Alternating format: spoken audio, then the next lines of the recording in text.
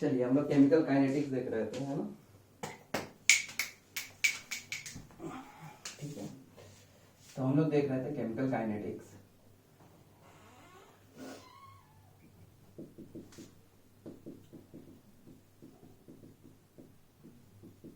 ठीक है, अब समझिए बात को। अपन लोग क्या देख रहे थे, हाँ, कि कंसंट्रेशन टर्म को रिमूव कर रहे थे हम लोग डिफरेंट डिफरेंट पैरामीटर से। तो इसी में अब लास्ट केस जो है that is fourth one, concentration term removed by या रिप्लेस्ड बाय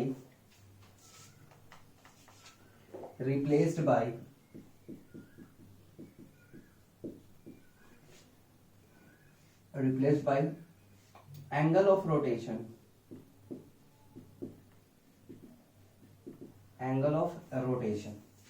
ठीक है, of PPL, of plane polarised light. अब देखिए इसके बारे में पहले ही डिस्कशन हम कर चुके थे जब हम आपको क्या पढ़ा रहे थे, हाइड्रोलिसिस ऑफ क्रिस्टल बता रहे थे, है ना। Dextro rotatory and laevo rotatory plane polarised light के बारे में आइडिया हम आपको दिए थे। खैर फिर से देख लीजिए कि कोई मान लीजिए लाइट का सोर्स है ना। तो जो लाइट का सोर्स होता है वो हर डायरेक्शन में लाइट को क्या करता है, एमिट करता है। मतलब हर एक प्लेन में ये एमिट करता है लाइट को, है ना। हर एक डायरेक्शन में लाइट को एमिट करता है। तो अपन लोग क्या करते हैं, इसको एक तरह का स्पेशल टाइप का प्रिज्म से हम लोग पास कराते हैं, ठीक है। इस लाइट को पास कराया जाता है पर्टिकुलर प्रिज्म से जिसको बोला जाता है निकोल्स प्रिज्म, ठीक है। जब ये निकोल प्रिज्म से पास करता है तो ये लाइट का जो डायरेक्शन है वो एक सिंगल प्लेन में चला जाता है, कुछ इस ढंग से। जो ये बहुत सारे डायरेक्शन में मूव कर रहा था वो अब एक सिंगल प्लेन में मूव करता है, राइट, ठीक है। तो इसी लाइट को अपन लोग बोलते हैं प्लेन पोलराइज्ड लाइट, ठीक है। बात आया समझ में। तो ये लाइट इस ढंग से निकोल प्रिज्म से जब पास करता है तो ये बहुत सारे डायरेक्शन में, ये व्हाइट लाइट आप बोल सकते हैं इसको, है ना। नॉर्मल लाइट है, इसको जब निकोल प्रिज्म से पास कराया जाता है तो ये कन्वर्ट हो जाता है प्लेन पोलराइज्ड लाइट में, मतलब एक ही प्लेन में ये पास करता है। और जब अपन लोग इसको किसी ऑप्टिकली एक्टिव सॉल्यूशन, ठीक है, ये कोई सॉल्यूशन है कंपाउंड का जो ऑप्टिकली एक्टिव है। ऑप्टिकली एक्टिव कहने का मतलब होता है it has the power to rotate the PPL, ठीक है। ये पीपीएल के डायरेक्शन को क्या कर सकता है, चेंज करता है, ठीक है। मतलब जब इससे ये पास करता है लाइट, ठीक है, तो इसका डायरेक्शन को चेंज कर जाता है। चेंज करने का क्या मतलब है कि दो तरीके से चेंज हो सकता है, या तो ये क्लॉकवाइज या फिर एंटी क्लॉकवाइज। बात आया समझ में। कहने का मतलब या तो ये राइट डायरेक्शन में रोटेट करेगा या फिर लेफ्ट डायरेक्शन में, अगर ये ऑप्टिकली एक्टिव है तो। इनएक्टिव है तो इनएक्टिव कहने का मतलब होता है कि ये पीपीएल जैसे पास करेगा इस सॉल्यूशन से, there will be no change in the direction of PPL. PPL में किसी तरह का चेंज नहीं होगा, तो हम लोग उस सॉल्यूशन को बोल देते हैं ऑप्टिकली इनएक्टिव। अगर पीपीएल में क्या हो गया, चेंज हो गया डायरेक्शन में, तो हम लोग बोलते हैं कि ऑप्टिकली एक्टिव, ठीक है। तो ये लाइट को क्या करेगा, या तो किस डायरेक्शन में बेंड कर देगा, राइट डायरेक्शन में, ठीक है, इस ढंग से। ये मान लीजिए थीटा एंगल है ना, थीटा एंगल से ये रोटेट कर गया, ठीक है, किस में, राइट डायरेक्शन में। या फिर क्या सिचुएशन हो सकता है कि ये रोटेट किधर कर जाए, लेफ्ट डायरेक्शन में, है ना, कुछ ऐसा।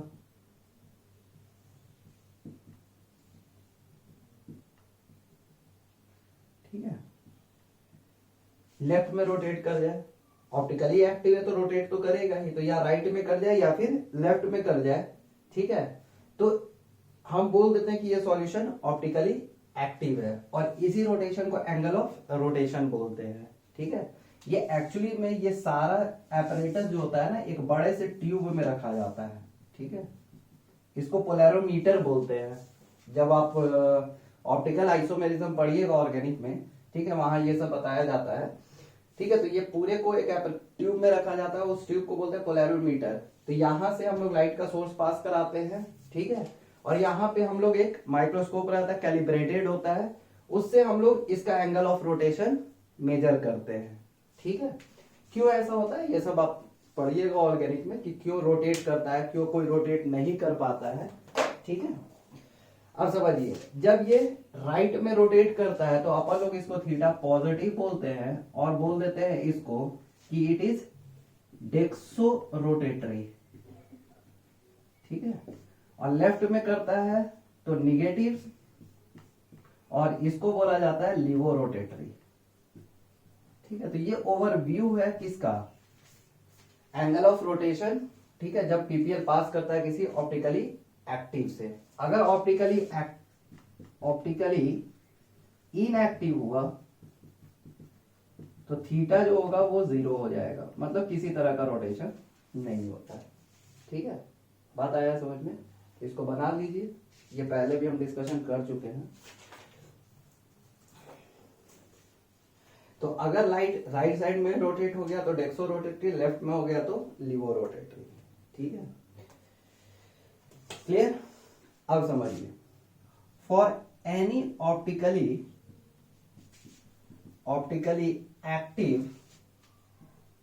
Active substance we define a specific angle of rotation,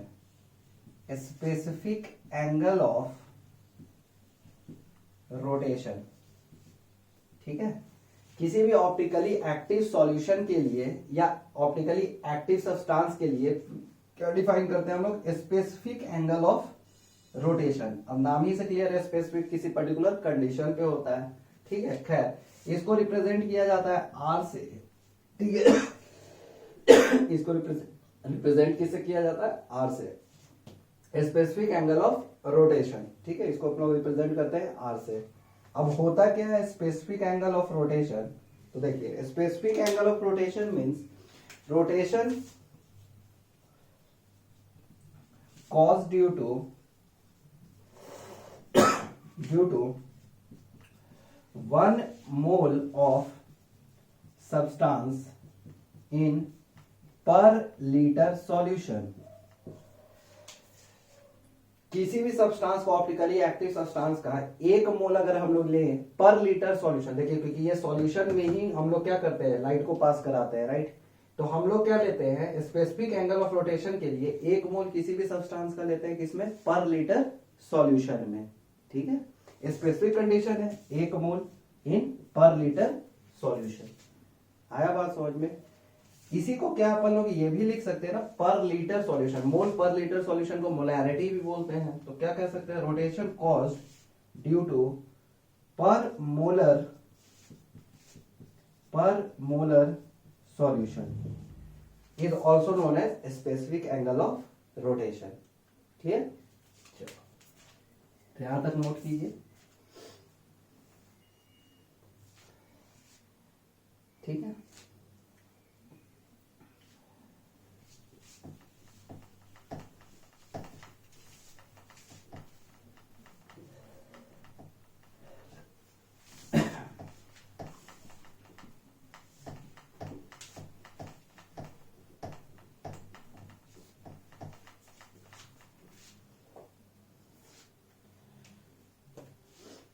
तो देखो अब इसी में अपन लोग एक टर्म डिफाइन करते हैं, इसको बोलते हैं ऑब्जर्व्ड एंगल ऑफ रोटेशन। ठीक है, ऑब्जर्व्ड एंगल ऑफ रोटेशन, जो पोलैरोमीटर ट्यूब है, ठीक है, उसमें जो लास्ट में हम लोग लेंस के थ्रू देखते हैं कि कितना एंगल ऑफ रोटेशन हुआ किसी भी सॉल्यूशन में, तो उसी को बोलते हैं observed angle of rotation. And observed angle of rotation is equals to specific angle of rotation into, ठीक है, नंबर ऑफ मोल्स, कह सकते हैं ना। स्पेसिफिक एंगल ऑफ रोटेशन पर मोल होता है पर लीटर सॉल्यूशन, और जितने मोल हम लेंगे, ठीक है, किसी भी सब्सटेंस के, उससे अगर मल्टीप्लाई कर दे तो वही नेट एंगल ऑफ रोटेशन हो जाएगा, और उसी को हम लोग बोलते हैं ऑब्जर्व्ड एंगल ऑफ रोटेशन। अब देखो, इसको आप ऐसे समझो कि मान लो कि एक सॉल्यूशन है क्या, a प्लस बी, ठीक है, a प्लस बी का एक सॉल्यूशन है, ठीक है। अब नेट एंगल ऑफ रोटेशन या ऑब्जर्व्ड एंगल ऑफ रोटेशन कहने का मतलब क्या है, तो देखो मान लो कि a की वजह से प्लस 30 डिग्री पीपीएल रोटेट कर गया, ठीक है, प्लस 30 डिग्री यानी प्लस 30 डिग्री राइट में रोटेट किया। b की वजह से अगर मान लो प्लस 20 डिग्री रोटेट कर गया, ठीक है, तो जो net observed angle of rotation हो जाता है वो हो जाएगा, दोनों को आप ऐड कर दो सिंपली, ये हो जाएगा नेट प्लस 50 डिग्री रोटेट कर जाएगा। ये मीनिंग होता है ऑब्जर्व्ड एंगल ऑफ रोटेशन का। लेकिन अगर यही सिनारियो होता कि a की वजह से प्लस 20 डिग्री रोटेट किया लेकिन b की वजह से माइनस 10 डिग्री रोटेट कर गया, तो net observed angle of rotation will be plus 10 degree. Sign के साथ लिखना होता है, प्लस 10 डिग्री क्या होगा, नेट रोटेशन होगा। बात आया समझ में? हाँ, लेकिन a प्लस बी कैसा सॉल्यूशन है, यानी अगर पीपीएल को रोटेट कर रहा है तो ये ऑप्टिकली एक्टिव सॉल्यूशन है। बात आया समझ में? क्लियर है? ठीक है।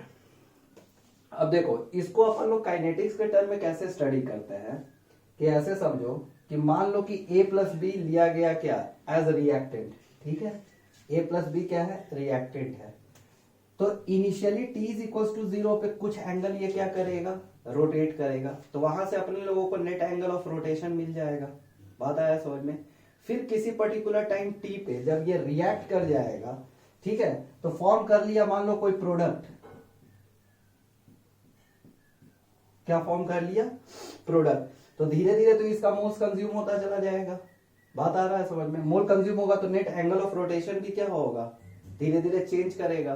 तो किसी पर्टिकुलर टाइम t पे हमने देख लिया इसका नेट एंगल ऑफ रोटेशन क्या है, ठीक है, किसका, पूरे सॉल्यूशन का। एक बात ध्यान रखना कि a प्लस बी, ठीक है, a प्लस बी जब किसी टाइम t पे जाएगा तो हो सकता है कि a तो ऑप्टिकली एक्टिव है ही, b ऑप्टिकली एक्टिव है ही, साथ में हो सकता है कि प्रोडक्ट भी ऑप्टिकली एक्टिव हो जाए। तो उस सिनारियो में इसकी वजह से नेट एंगल ऑफ रोटेशन, इसकी वजह से नेट एंगल ऑफ रोटेशन और इसकी वजह से नेट एंगल ऑफ रोटेशन, तीनों का सम ही net observed angle of rotation मिलेगा अपने को।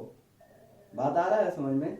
तो हम लोग को यह ध्यान रखना है कि ऑप्टिकली एक्टिव कौन कौन होगा, ठीक है। तो वो आपको अभी क्वेश्चन में दिया रहेगा कि प्रोडक्ट भी ऑप्टिकली एक्टिव है कि इनएक्टिव है, तो उसका टेंशन अभी आप मत लीजिए कि आपको कंपाउंड देख करके अभी बताने की जरूरत नहीं है, वो आप ऑप्टिकल आइसोमेरिज्म में पढ़िएगा, ठीक है। लेकिन हाँ, हम ये बताने का कोशिश कर रहे हैं कि आप ऑब्जर्व कैसे कीजिएगा। तो t इज इक्वल टू 0 पे नेट एंगल ऑफ रोटेशन सिर्फ रिएक्टेंट की वजह से, t is equal to t पे हो सकता है कि a और b ऑप्टिकली एक्टिव है लेकिन प्रोडक्ट ऑप्टिकली एक्टिव नहीं है, तो फिर सिर्फ हम a और b का ही ऑप्टिकल क्या देखेंगे, नेट एंगल ऑफ रोटेशन देखेंगे।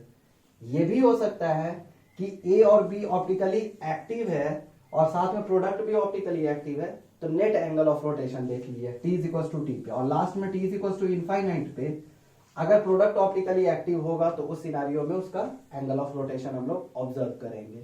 और उसको जैसे अब तक वॉल्यूम प्रेशर को हम लोग बैठा रहे थे और टाइट्रेंट के वॉल्यूम को, उसी ढंग से नेट एंगल ऑफ रोटेशन को भी बैठा देंगे। समझ रहे हो बात को? क्लियर है यहाँ तक? चलिए, तो अब देखते हैं हम लोग एक रिएक्शन देखते हैं, उसके थ्रू समझते हैं, और बहुत ही सिंपल वाला लेंगे हम लोग, ज्यादा कॉम्प्लिकेटेड इसमें नहीं लेंगे, बिल्कुल स्ट्रेट फॉरवर्ड रिएक्शन है, A giving B plus C।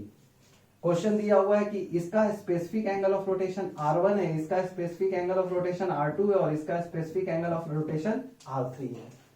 अब अगर ये दे दिया है कि क्या है, इसका स्पेसिफिक एंगल ऑफ रोटेशन है, इसका स्पेसिफिक, तो यानी ये ऑप्टिकली तीनों एक्टिव है। बात आया समझ में? क्लियर है?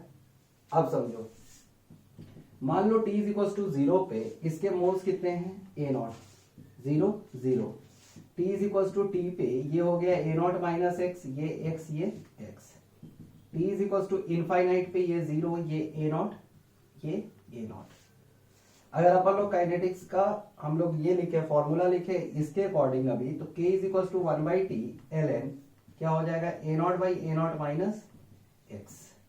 अब डाटा आपको ए नॉट और एक्स के टर्म में नहीं दिया रहेगा, आपको किसके टर्म में दिया रहेगा?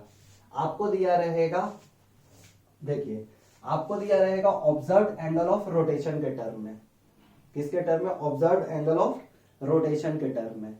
ठीक है, अब ऑब्जर्व्ड एंगल ऑफ रोटेशन को आप थीटा मान लीजिए। ठीक है, तो अगर t इज इक्वल टू 0 है तो आप यहां पे मान लीजिए कि थीटा जो है वो थीटा नॉट है। ध्यान रखिएगा कि net observed angle of rotation है, जो नेट हम ये समझाए वो है। ठीक है, किसी टाइम t पे मान लो कि थीटा t है और इनफाइनाइट पे हमने मान लिया थीटा इनफाइनाइट है, तो आपको डाटा इसके टर्म में दिया रहेगा। तो आपको बेसिकली ए नॉट को रिप्लेस करना है किससे? थीटा से। समझ रहे हो बात को? ठीक है, तो कर सकते हैं रिप्लेस। तो कैसे करेंगे? तो जैसे अब तक कर रहे थे वॉल्यूम वाला केस में, वैसा ही यहां पे भी करेंगे। देखो, observed angle of rotation is equal to specific angle of rotation into number of moles. तो t इज इक्वल टू 0 पे क्या लिख सकते हो? Theta naught will be equal to, proportional नहीं, अब इक्वल टू लिखेंगे, है ना, क्योंकि अपने को पता है specific angle of rotation t is equal to 0 पे सिर्फ क्या होगा? रिएक्टेंट। रिएक्टेंट का specific angle of rotation r1। तो ये हो गया theta naught is equal to r1 into initial mole कितना है? a naught. ठीक है, किसी टाइम t पे, ठीक है, किसी टाइम t पे थीटा t क्या हो जाएगा? बोलो। स्पेसिफिक एंगल ऑफ रोटेशन तो फिक्स रहेगा क्योंकि पर मोल है, तो पर मोल तो एक बार जितना डिफाइन हो गया उतना ही रहेगा। तो ये क्या हो जाएगा? r1 इंटू ए नॉट माइनस एक्स प्लस, अब कौन आ जाएगा? ठीक है, बी भी है और सी भी सब ऑप्टिकली एक्टिव है, तो क्या हो जाएगा? ये r2 into x plus r3 into x. समझ रहे हो बात को? क्लियर है? नेट साइन के साथ इसको ऐड करना है। अगर ये माइनस दिया हुआ तो माइनस, प्लस है तो प्लस। तो ये अगर अपन लोग ऐसे इसको अरेंज कर लें तो ये तो हो जाएगा r1 ए नॉट, ठीक है, माइनस, है ना, अगर अपन लोग यहां से क्या हो जाएगा बोलो? r1 into x plus r2 into x plus r3 into x. अगर अपन लोग यहां से x कॉमन निकाल लें, है ना, अगर x कॉमन निकाल लोगे तो ये क्या हो जाएगा? r2 plus r3 minus r1। ये हो गया थीटा t। ठीक, t is equal to infinite पे अगर हम लोग लिखें तो t is equal to infinite पे क्या हो जाएगा बोलो? Theta infinite is equal to क्या हो जाएगा बोलो? सिर्फ अब तो प्रोडक्ट बचेगा b और c, तो क्या हो जाएगा? r2 इंटू ए नॉट प्लस r3 इंटू ए नॉट, है ना। और अगर हम लोग अपन लोग r naught sorry a naught common ले लें तो ये क्या बच जाएगा? r2 plus r3। क्लियर? आया बात समझ में? तो लिखो।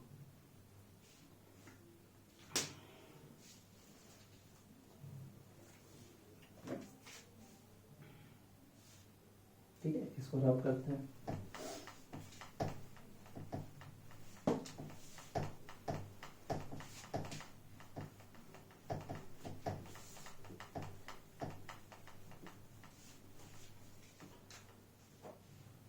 क्लियर? चलो, अब फिर से हम लिखते हैं theta infinite minus theta nought. Theta infinite minus theta nought लिखो तो थीटा नॉट, थीटा इनफाइनाइट क्या है? A nought into r2 plus r3 minus r1 into A nought. अगर अपन लोग कॉमन ले लें ए नॉट यहां से तो ये हो जाएगा r2 plus r3 minus r1। ठीक है, इसको मान लो इक्वेशन 1, इसको मान लिया अपन लोगों ने इक्वेशन 1। सिमिलरली अगर लिखें theta infinite minus theta t, ठीक है, तो क्या निकल के आएगा बोलो? ये हो गया क्या? A nought into r2 plus r3, ठीक है, माइनस क्या हो जाएगा बोलो? r1 ए नॉट और r1 ए naught plus x into r2 plus r3 minus r1, है ना, यहां से लिख रहे हैं अपन। ठीक है, अब चलो इन दोनों में ए नॉट कॉमन निकाल दो, इसमें, इसमें और इसमें। तो अगर ए नॉट कॉमन निकालेंगे अपन लोग इसमें और इसमें तो ये हो जाएगा r2 plus r3 minus r1, यही होगा ना, देख लो। ठीक है, यहां पे minus x into R2 plus R3 minus R1 लिख सकते हैं, ठीक है, फैक्टराइज हो गया ये। तो अगर अपन लोग अब इसको यहां से लिखें तो ये क्या हो जाएगा, A0 minus x R2 plus R3 minus R1, ठीक है। ये है theta infinite minus theta T, इसको मान लीजिए इक्वेशन 2, ठीक है। अब समझो अगर हम इन दोनों को डिवाइड कर दे, फर्स्ट डिवाइडेड बाई सेकेंड, तो जैसे फर्स्ट डिवाइडेड बाई सेकेंड करोगे क्या हो जाएगा, ये वाला टर्म और ये वाला टर्म क्या हो जाएगा, cancel, which will be equals to क्या दे देगा आपको, theta infinite minus theta nought by theta infinite minus theta T is equals to, बोलो, A nought by A nought minus x. अब जरा ध्यान से देखो तो इसका इक्वेशन क्या था काइनेटिक्स का, 1 by T L N A nought by A nought minus x. क्या A nought by A nought minus x की जगह आप थीटा पुट कर सकते हैं, तो पुट कर दो, k is equal to 1 by T L n theta infinite minus theta naught divided by theta infinite minus theta t. तो देखो अब तक कुछ नहीं, फॉर्मूला पर देखो अलग अलग आ रहा है, नो डाउट है कि थीटा के टर्म में आ रहा है, कभी वॉल्यूम के टर्म में, लेकिन मीनिंग क्या है इस सब का, बिल्कुल सेम है, ठीक है। वॉल्यूम वाले में b infinity minus b naught आया था, प्रेशर में p infinity minus p naught, अब थीटा में theta infinity minus theta naught. तो देखो फॉर्मूला देखने में बिल्कुल आइडेंटिकल है, बस डाटा जिसके अकॉर्डिंग दिया हुआ है बस उसको तुमको पुट कर देना है। क्लियर है, यहां तक आया बात समझ में। अब समझो कि मान लो ऐसा होता, ये तो हम जनरल इक्वेशन निकाल दिए ना कि जहां पे सब ऑप्टिकली एक्टिव है। अब ऐसा सीन होता कि बोलता कि रिएक्टेंट ऑप्टिकली इनएक्टिव है, रिएक्टेंट क्या है, ऑप्टिकली इनएक्टिव है। तो रिएक्टेंट अगर ऑप्टिकली इनएक्टिव होता तो रिएक्टेंट की वजह से सिर्फ कहां पे एंगल ऑफ रोटेशन आ रहा था, t इज इक्वल टू 0 पे। देखो t is equal to t पे कंफ्यूज मत होना, t is equal to t पे तो a की वजह से भी था, b की वजह से था, c की वजह से भी था। तो t इज इक्वल टू 0 ऐसा पोजीशन है जहां सिर्फ रिएक्टेंट की वजह से क्या था, एंगल ऑफ रोटेशन। तो हम अगर बोले कि if reactant is optically inactive, case हो जाता कि if reactant is optically inactive, तो इस सिनारियो में अपन लोग क्या बोल सकते हैं कि थीटा नॉट का जो वैल्यू होगा वो क्या हो जाएगा, 0। समझ में आ रहा है बात, क्लियर है। और अगर यही बोलते कि if product is optically inactive, अगर प्रोडक्ट ऑप्टिकली इनएक्टिव होता, तो प्रोडक्ट अगर ऑप्टिकली इनएक्टिव होता तो क्या 0 हो जाता, बिल्कुल, theta infinite is equal to 0, क्योंकि इनफाइनाइट पे सिर्फ किसकी वजह से था, प्रोडक्ट की वजह से, टी पे तो दोनों की वजह से है। समझ रहे हो बात को, तो ये ध्यान रखिएगा, बात आया समझ में। तो ये चौथा तरीका था जहां से हम लोग मॉनिटरिंग ऑफ रिएक्शन पढ़ते। अब हम पहले भी बोल देते हैं कि ये जो लास्ट दो हम पढ़ाए टाइट्रेशन और ऑप्टिकली एक्टिव यानी एंगल ऑफ रोटेशन के बेसिस पे, ये जेई एडवांस के पॉइंट ऑफ व्यू से इंपॉर्टेंट होता है, ठीक है। खैर इसको नोट कर लीजिए, तब हम लोग इसके ऊपर क्वेश्चन करते हैं।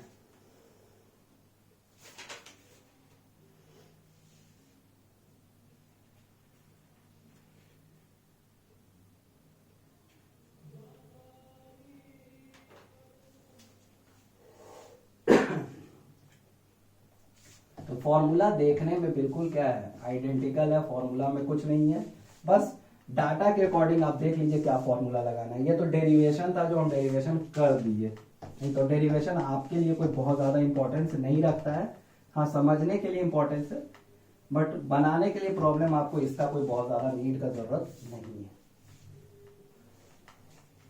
ठीक है। तो अगर अपन लोग क्वेश्चन करें कि फॉर अ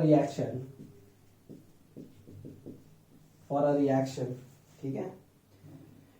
अब देखिए बार बार हम बोल रहे हैं कि मॉनिटरिंग का जब भी क्वेश्चन हो तो जरूरी नहीं है कि फर्स्ट ऑर्डर लिखा ही मिलेगा आपको, नहीं लिखा हुआ मिला है तो आप क्या कीजिए, सीधा सा फर्स्ट ऑर्डर मान लीजिए, ठीक है। तो उसमें कोई दिक्कत वाली बात नहीं है, क्लियर। तो तीन डाटा आपको दिया हुआ है, ठीक है, टाइम, ठीक है, और एंगल ऑफ रोटेशन यानी थीटा दिया हुआ है। टाइम 0 पे एंगल ऑफ रोटेशन बोल रहा है 4 प्लस साइन के साथ है, ठीक है। 10 मिनट पे 29 डिग्री हो गया प्लस साइन, ठीक है। और इनफाइनाइट टाइम पे -14.1 डिग्री है। ये 3 डाटा दिया हो कि t = 0 पे एंगल ऑफ रोटेशन प्लस है 32.4, 10 मिनट पे 29 डिग्री, थीटा पे सॉरी इनफाइनाइट पे -14.1 डिग्री। तो आप देख रहे हैं जैसे जैसे टाइम बढ़ रहा है एंगल ऑफ रोटेशन धीरे धीरे डिक्रीज करते चला जा रहा है ना, प्लस से किधर की ओर जा रहा है, ये माइनस की ओर, ठीक है। क्वेश्चन बोल रहा है calculate the time required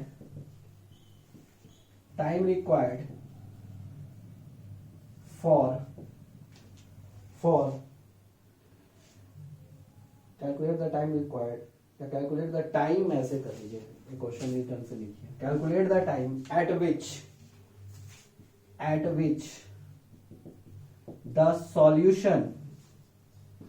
solution becomes optically inactive. Solution becomes optically inactive. आपको बताना है, देखिए क्वेश्चन समझिए, क्वेश्चन कोई बहुत हार्ड नहीं है, सिंपल सा है कि देखिए हम क्या बोले, टाइम के साथ जैसे जैसे बढ़ रहा है तो डाटा आप देख रहे हैं कि प्लस से माइनस की ओर जा रहा है, ठीक है। ये क्या है, नेट एंगल ऑफ रोटेशन, मतलब पूरे सॉल्यूशन का, सिर्फ रिएक्टेंट या प्रोडक्ट का नहीं, रिएक्टेंट प्लस प्रोडक्ट का। तो नेट एंगल ऑफ रोटेशन क्या कर रहा है, डिक्रीज कर रहा है। तो आपको टाइम बताना है, जस्ट टाइम पे सॉल्यूशन ऑप्टिकली इनएक्टिव हो जाएगा। किस टाइम पे जाकर के ऑप्टिकली इनएक्टिव हो रहा है, तो ऑप्टिकली इनएक्टिव कहने का मतलब थीटा नेट किसके बराबर हो जाए, 0। ये आपको निकालना कि किस टाइम पे ये सिचुएशन आ रहा है। और इसमें आपको डाटा देख करके नहीं लग रहा है कि किसी ना किसी टाइम में, ठीक है, 10 मिनट के बाद ही आएगा, लेकिन 10 मिनट के बाद ऐसा कोई जरूर टाइम आएगा जहां पे घटते घटते ये 0 पे पहुंच जाएगा। समझ रहे हो बात को, तो वही टाइम आपको निकालना है। कैसे निकालोगे, ठीक है। तो देखो सिंपल सा बात है, सबसे पहले ये जो डाटा दिया हुआ है ये किस लिए आपको दिया गया है, रेट कांस्टेंट निकालने के लिए, ठीक है। क्योंकि हम जानते हैं टाइम के साथ रेट कांस्टेंट रिएक्शन का चेंज नहीं करता है। तो हम कह सकते हैं कि k = 1/t ln, है ना, ठीक है। जनरल इक्वेशन लिखे हमने, theta infinite minus theta 0, theta infinite minus theta t, ठीक है। तो अब देखो t हम का क्या रख दे, 10 मिनट, ln थीटा इनफाइनाइट कितना है, साइन के साथ रखिएगा -14.1, थीटा नॉट कितना है 32.4 डिवाइडेड बाई, है ना, डिवाइडेड बाई थीटा इनफाइनाइट कितना है -14.1, थीटा टी कितना है 29। यहां से क्या निकल के आएगा k, ठीक है। अब उसके बाद क्या निकालना है आपको कि किस टाइम पे जाकर के जो नेट सॉल्यूशन का थीटा होगा वो 0 होगा। समझ रहे हो बात को, तो कहने का इनडायरेक्टली मतलब क्या है, थीटा टी = 0 आपको निकालना है। किस टाइम पे ये होगा, किस टाइम पे ये टी पे ये 0 होगा, कुछ नहीं करना, रेट कांस्टेंट हमने निकाल दिया। अब इसको हम पुट कर देंगे 1/10 ln, ठीक है, कितना हो जाएगा ये 5, ठीक है, ऐड कर दो, ये हो गया 6, ये हो गया 46.5, माइनस माइनस माइनस ऊपर और नीचे कैंसिल हो जाएगा, इसलिए हमने लिख रहा है। तो ये हो गया 9 4 13, 2 1 3 1 4, 43.1, ठीक है, क्लियर। k = 1/t, ठीक है, ln थीटा इनफाइनाइट तो वही रहेगा -14.1 माइनस थीटा नॉट भी सेम रहेगा क्या, -32.4 हो जाएगा, right, divided by theta infinite -14.1 minus आपको क्या निकालना है थीटा टी। अब इस थीटा टी का वैल्यू किसके बराबर है 0। अब यहां से क्या कैलकुलेट अपन लोग कर लेंगे, टी कैलकुलेट कर लेंगे। तो यहां से जो भी टाइम निकल के आएगा, मान लो अल्फा मिनट आया, तो इस अल्फा मिनट पे ही थीटा टी का वैल्यू क्या हो जाएगा 0 हो जाएगा। समझे बात को, तो कुछ नहीं करना है, वैल्यू बस पुट करना है थीटा के टर्म में, क्लियर। तो इस पे हम लोग आगे भी क्वेश्चन करेंगे 1 2, ठीक है। शीट में आपके क्वेश्चन है ठीक है, एक पर्टिकुलर सेक्शन है monitoring of first order reaction. अब उसके आप सारे क्वेश्चन अटेम्प्ट कर सकते हैं, ठीक है, उसके सब्जेक्टिव और ऑब्जेक्टिव। क्लियर।